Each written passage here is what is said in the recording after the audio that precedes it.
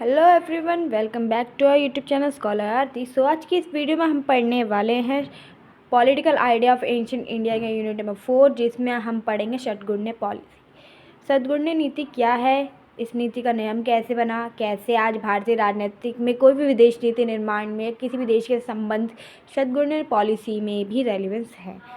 षटगुण्य नीति प्राचीन भारतीय विदेश नीति में बहुत महत्वपूर्ण सिद्धांत, जिसका वर्णन कौटिल्य के अर्थशास्त्र में मिलता है। षटगुण्य का शाब्दिक अर्थ है छः, षड मीन्स छः और गुण मीन्स ऐसी नीतियाँ जो कि अलग परिस्थिति के अनुरूप हमें अपनाने के लिए प्रेरित करती हैं। ये सिद्धांत बताता है कि किसी भी राज्य को अपने पड़ोसी राज्य या शत्रु राज्य के साथ परिस्थिति के अनुसार किस प्रकार व्यवहार करना चाहिए।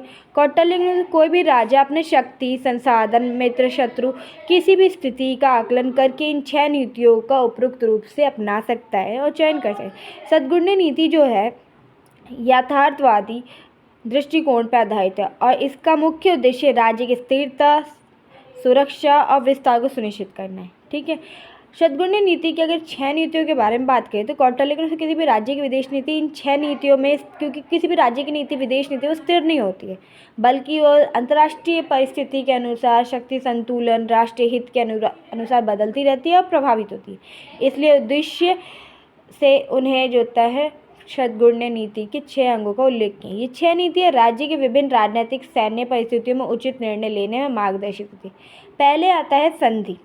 संधि या कह सकते हो समझौता, जो शांति समझौते के रूप में। संधि का अर्थ है जब दो राज्य के बीच में शांति, शक्ति, मित्रता, सहयोग का समझौता है। कौटिल्य के अनुसार जब भी कोई राज्य या राजा स्वयं को शत्रु की अपेक्षा कमज़ोर समझता है या उसे पता है कि सामने वाला बहुत ज़्यादा शक्तिशाली है, ऐसी स्थिति में युद्ध अनावश्यक है या उसका जोखिम भरा परिणाम उसको मिल सकता है, तो ऐसी स्थिति में वो संधि का मार्ग अपनाना चाहिए।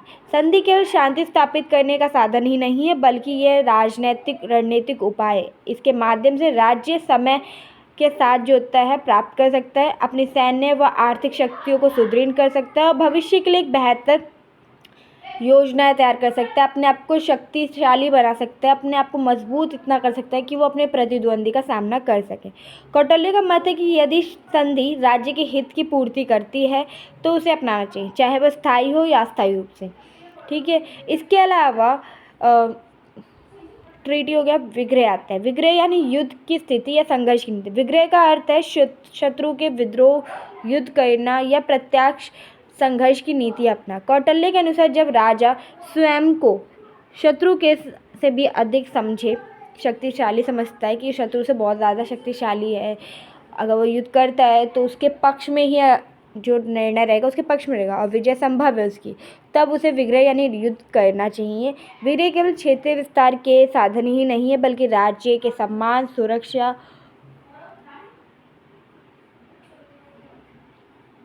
और राष्ट्रीय हित की रक्षा का माध्यम है। कौटिल्य युद्ध को जो है अंतिम रूप मानते हैं। जब शांति से उद्देश्य प्राप्त ना हो तब युद्ध आवश्यक हो जाता है। यान आता है। यान बेसिकली सैन्य अभियान या कूच।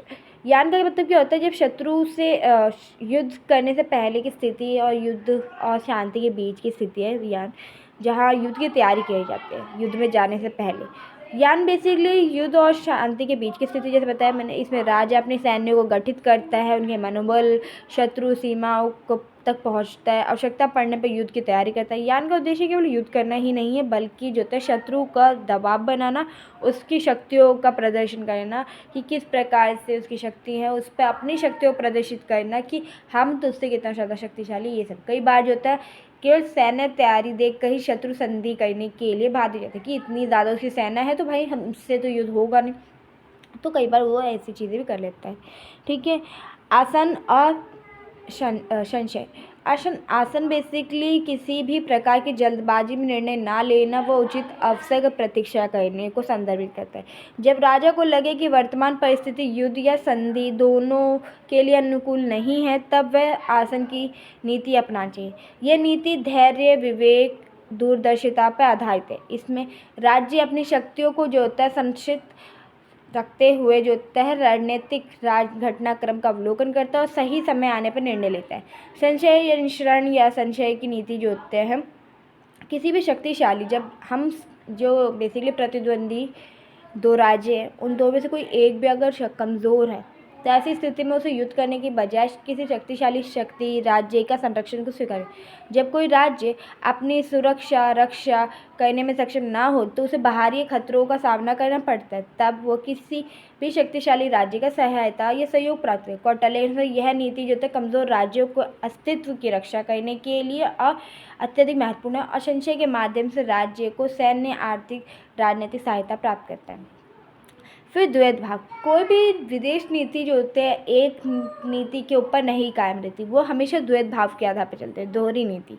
इसका अर्थ है कि कहीं एक तरफ राज्य किसी के साथ मैत्री भाव संधि कर रहे हैं तो दूसरी तरफ किसी के साथ युद्ध की नीतियां भी अपना रहा है, शत्रुतापूर्वक व्यवहार भी करते हैं। उदाहरण के एक राज्य किसी के साथ शक्ति के साथ संधि कर रहा है तो यहाँ दूसरी तरफ युद्ध के विरुद्ध विद्रोह भी। ये नीति बदलती राजनीतिक परिस्थिति के अनुसार जो था लचीलापन प्रदान करती है। कौटिल्य के अनुमानना है कि राज्य को अपने हित की पूर्ति करने आवश्यकता पड़ती है और क्योंकि उसकी जो आवश्यकताएं हैं वो बहुआयामी है और ऐसी बहुआयामी आवश्यकताओं में जो है रणनीति को अपनाना चाहिए।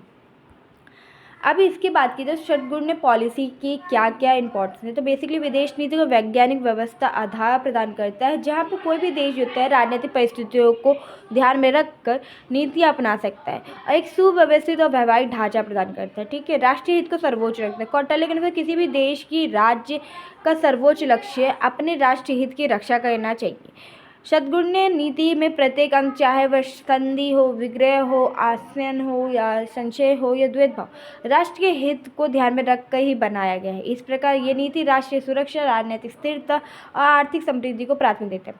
यथार्थवादी दृष्टिकोण और विकास, षटगुण्य पॉलिसी का सबसे बड़ा महत्व ये है कि यह आदर्शवाद के बजाय जो है यथार्थ पे आधारित है। जो चीज़ें हैं रियल में उस चीज़ पे फोकस करता है, ना कि ये देखता है कि चीज़ें कैसी होनी चाहिए।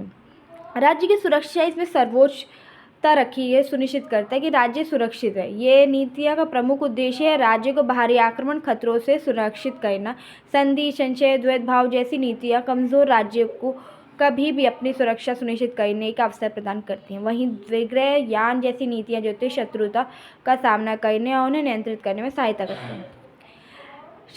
शक्ति संतुलन बनाए रखने में मदद करती है। युद्ध और शांति दोनों के बीच संतुलन प्रस्तुत करती है कि कभी भी जो होता है अगर आपको लगे कि आप शक्तिशाली हैं तो युद्ध कर सकते हैं, पर अगर कभी भी ऐसा मूड लगा कि आपसे ज़्यादा ही शक्तिशाली आपका प्रतिद्वंदी है तो ऐसी स्थिति में आप या तो आसन ले सकते हैं, आसान, या फिर संधि का मार्ग अपना सकते हैं। आधुनिक प्रासंगिकता की बात की तो यद्यपि यह षटगुण्य पॉलिसी 2300 ईसा पूर्व कौटिल्य द्वारा विकसित है, फिर भी आज के अंतर्राष्ट्रीय राजनीतिक में विदेश नीति निर्माण में अत्यधिक प्रासंगिक। आधुनिक विश्व में राष्ट्र की अपनी सुरक्षा, स्थिरता, हित, रणनीतिक उद्देश्य की पूर्ति के लिए जिन नीतियों का प्रयोग करते हैं उन्हें कौटिल्य ने षटगुण्य नीति के माध्यम से स्पष्ट रूप से झलक दिखाई। जहाँ पे राष्ट्रीय हित की सर्वोपरि अवधारणा है, कौटिल्य का मानना है कि राज्य की विदेश नीति का मुख्य उद्देश्य या आधार जो होता है वो देश की राष्ट्रीय हित होता है। उसके आधार पे हमारी नीतियाँ निर्मित होती है। राष्ट्र विदेश नीति के एक राज्य दूसरे राज्य से संबंध बनाता है। ये सारी चीज़ें हमारी नेशनल इंटरेस्ट के बेसिस पे ही होता है, चाहे वो व्यापारिक समझौते हों, रक्षा सहयोग हो, कूटनैतिक समझौते हो, सभी का अंतिम लक्ष्य राष्ट्र हित की पूर्ति करना है। शक्ति संतुलन की नीति की बात करें तो षटगुण्य नीति का मूल आधार जो है शक्ति का अवलोकन, उसके अनुसार निर्णय लेना, आज भी विश्व की राजनीतिक में शक्ति संतुलन की अवधारणा को अत्यधिक व्यवहारिक और महत्वपूर्ण बनाया। वहीं बात की जाए कूटनीति समझौते में महत्वपूर्ण संधि नीति जो होती है, संधि की नीति आधुनिक अंतर्राष्ट्रीय व्यवस्था संबंधों में अत्यधिक प्रासंगिक। आज राष्ट्र युद्ध के बजाय संवाद, समझौते, संधि का मार्ग अपनाते हैं, जिसके माध्यम से कूटनीतिक समझौते समाधान किया जाता है, विवादों का समाधान करने का प्रयास किया है। व्यापार समझौते, रक्षा समझौते, जलवायु परिवर्तन संबंधित संधियाँ इसी नीति का आधुनिक स्वरूप। रणनीतिक साझेदारी या गठबंधन की बात करें, संचय ठीक है की नीति आधुनिक प्रासंगिक विभिन्न सैन्य रणनीतिक गठबंधन में दिखाई देती है। ठीक है, छोटे या मध्य आकार के देश जो होते हैं सुरक्षा सुनिश्चित करने के लिए शक्तिशाली देशों के साथ सहयोग करते हैं, उनका आश्रय लेते हैं। ठीक है, जिससे अपनी सहायता उन्हें आर्थिक सुरक्षा, तकनीकी सहयोग प्राप्त होता है। तटस्थ व रणनीतिक धैर्य भी है। आसन नीति आज भी अन्य देशों के विदेश नीति में दिखाई देती है। कई बार राष्ट्र किसी अंतर्राष्ट्रीय संघर्ष में सीधा हस्तक्षेप के बजाय परिस्थिति का अवलोकन करता है, उचित समय पर क्या निर्णय लेता है, ठीक है, उसके हिसाब से ये लगता है कि भाई इस पूरे जो सर्कमस्टेंस चल रहे हैं उसमें मेरे फेवर में ये चीज़ बेस्ट है, तो वो उस हिसाब से निर्णय लेता है, डिसीजन मेक करता है।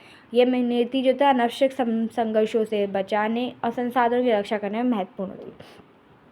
भारत की नीति की प्रासंगिकता की बात की तो वर्तमान भारत की विदेश नीति में शतगुण्य नीति का तत्व देखा जा सकता है, जहाँ पे विभिन्न देशों के साथ मित्रपूर्ण संबंध के साथ साथ अपने राष्ट्र की सुरक्षा करना, एक और विभिन्न वैश्विक शक्तियों के साथ सहयोग करना, संधि बनाना, नीतियाँ अपनाना, आसन, संशय, ठीक है, यान और द्वैत भाव की जैसी नीतियाँ भारत की विदेश नीति में स्वतः दिखती हैं, जो कौटिल्य की यथार्थवादी दृष्टि का संतुलित कूटनीति को याद दिलाती है।